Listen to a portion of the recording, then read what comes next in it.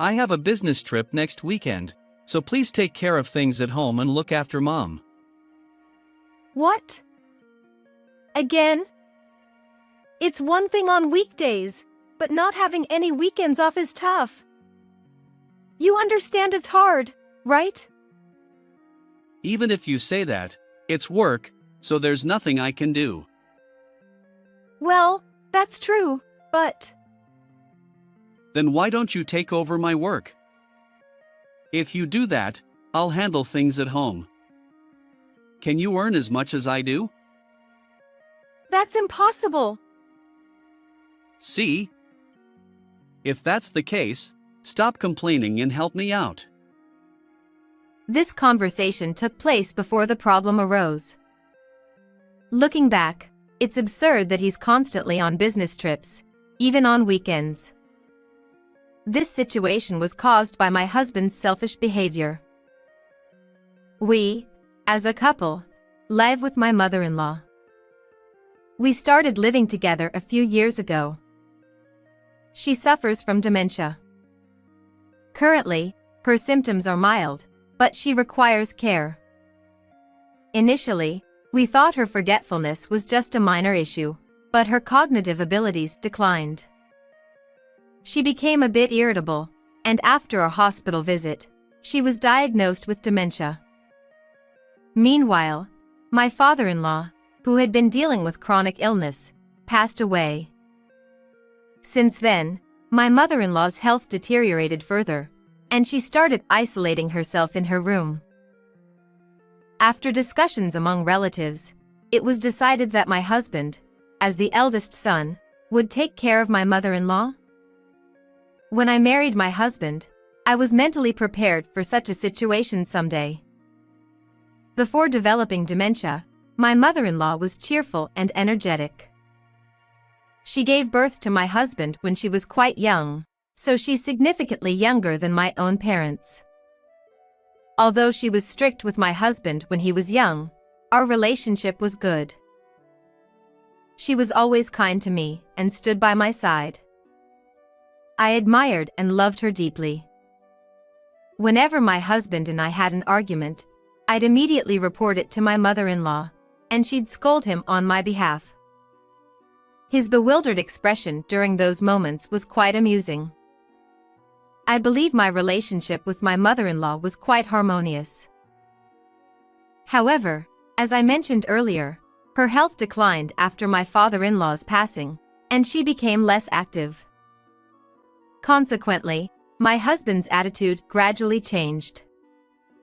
Perhaps he was getting back at her for past strictness. He started acting arrogantly. Family discussions about my mother-in-law's care might have been part of my husband's strategy. Initially, my sister-in-law and her husband, who lived near my in-laws, were willing to take in my mother-in-law. However, my husband intervened. As the eldest son, I'll take care of her. My husband and his mother didn't get along well, despite him always being scolded by her. Perhaps it was because he was the eldest son. However, I didn't feel that way. Maybe it was intuition. When we started living together, my premonition proved accurate. Taking advantage of my mother-in-law's quiet demeanor, he freely expressed himself. He even confronted my mother-in-law, whom he had feared so much. Due to her dementia, she couldn't always understand things immediately. Yet my husband relentlessly complained. I had to intervene each time to stop him. Then came a precursor to his misdeeds. After a 3-day business trip, my husband returned home. As usual, I went to retrieve laundry from his bag. To my surprise, I found unfamiliar men's underwear. Since I always bought his underwear, this was odd. Although it was clearly men's underwear, I questioned him. "Hey, what happened to the underwear you took with you?" Huh? Underwear? Never seen this type before. Did you buy it yourself? Yeah, I bought it urgently while I was away. Why did you buy it? What happened to the underwear you took? It was torn, so I threw it away. It was old. But it's practically new. Oh, really? Maybe it wasn't well made. I see. His suspicious behavior made me wonder, but I didn't press further. Days later, another incident occurred. My husband returned from another business trip. I greeted him at the entrance. Welcome back. You look tired. Yeah. He seemed downcast. What's wrong? Feeling unwell? No, it's not that. There's something important I need to tell you. He looked resolute. My mother-in-law was already asleep. I sat in the living room, ready to listen. Then he uttered words that left me stunned. I want a divorce. His sudden request left me speechless. I apologize for surprising you. Please consider divorcing me. Why? What's going on? Honestly, I've fallen in love with someone else. We've been having an affair. I'm sorry. The underwear incident suddenly made sense. But there was more. You've been deceiving me all this time. You're despicable. I deserve that. And there's something else. I don't know how to say it, but I got someone pregnant. What? Pregnant? I couldn't help but raise my voice. I never expected things to turn out like this. Yesterday, I heard about the pregnancy for the first time, and it seems she's already 6 months pregnant. I still can't fully grasp it. But there's no choice. I have to be the child's father. So please, divorce me. Fine. I'll grant the divorce. After hearing this, I can't imagine us continuing as a married couple. I'm sorry. Thank you.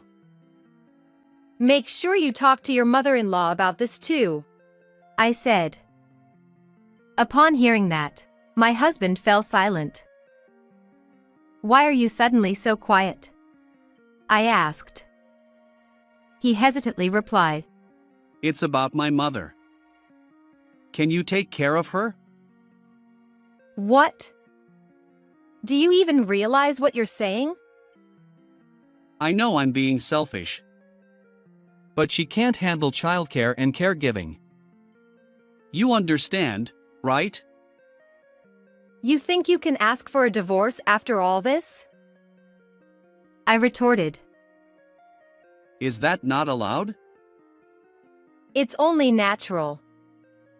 If you want a divorce, be prepared to accept everything. Understood. I'll figure something out. With that, my husband retreated to his room. Even I, on that day, didn't want to think about anything. I took a bath and went to bed. The next morning, I woke up feeling strange. The room seemed tidier, with fewer belongings. Suspicious, I went to my husband's room. He was gone, and his things had disappeared. Oh my God. I sat there, stunned. On the bed lay a completed divorce form, accompanied by a note that simply said, "I'm sorry." And my caregiving dependent mother-in-law was left behind. As I contemplated our next steps, my hatred grew.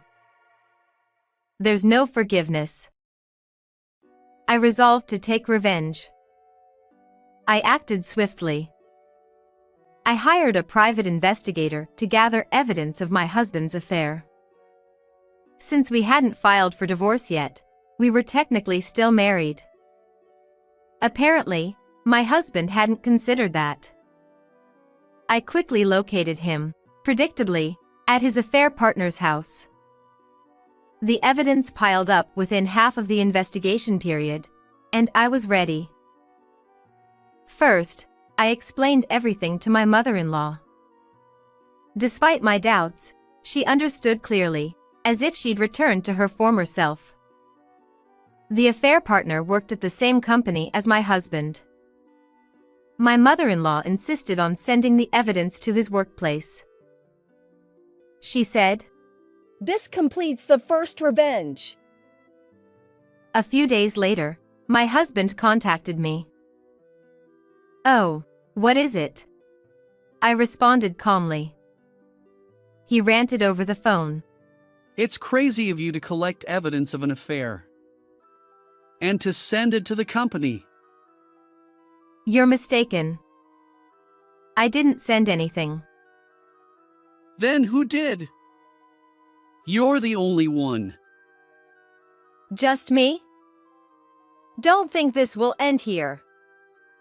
Abandoned mother by you, did it?" And I hung up. Despite the persistent phone calls, I ignored them. Then my mother-in-law arrived. "Now, it's time for the next counterattack." She returned to her room and seemed to be making a call. A few hours later, the intercom buzzed. A woman appeared on the screen. I recognized her immediately. It was my husband's affair partner. Her face matched the one I'd seen in photos. Astonishingly, my mother-in-law had called her and invited her over.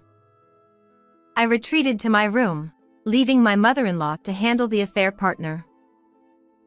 My room was far from the living room, so I waited until the affair partner left before asking my mother-in-law about the conversation. It seemed the affair partner was unaware of my mother-in-law's situation. My mother-in-law explained to me, "If you marry my son, you'll also be responsible for my care. Are you okay with that? In the near future, I won't be able to use the bathroom alone. Will you still marry my son?" The affair partner appeared perplexed. "Now, let's see how this unfolds." She seemed incredibly amused. Had her dementia improved? I wondered. And little did I know that my mother-in-law's actions would lead to an unexpected outcome. The next day, the intercom buzzed, and I saw my husband on the monitor. "What can I do for you?" I was wrong. I want to talk. I invited him into the house to hear his unexpected revelation. I broke up with the affair partner. The child isn't mine. Upon further discussion, it turned out the affair partner had multiple partners. Although she likely knew the child wasn't his, she wanted to raise it as my husband's due to his status and financial stability. However, fearing the responsibility of caregiving, she confessed the truth to my husband after speaking with my mother-in-law. I deeply regret my actions. Can we start anew? The answer is already clear. Leave this house immediately. Also, the divorce papers haven't been filed yet. You missed some details. With evidence of your affair, I'll be claiming alimony. Please comply. I handed him the divorce papers with a smile. Please have mercy. Take responsibility for your actions. With that, I kicked him out. Shortly afterward, my mother-in-law returned from the hospital, accompanied by my sister-in-law. I updated them on the situation. He brought this upon himself. My mother-in-law expressed genuine gratitude. "I truly appreciate everything you've done. Taking care of me and dealing with our terrible son. I apologize."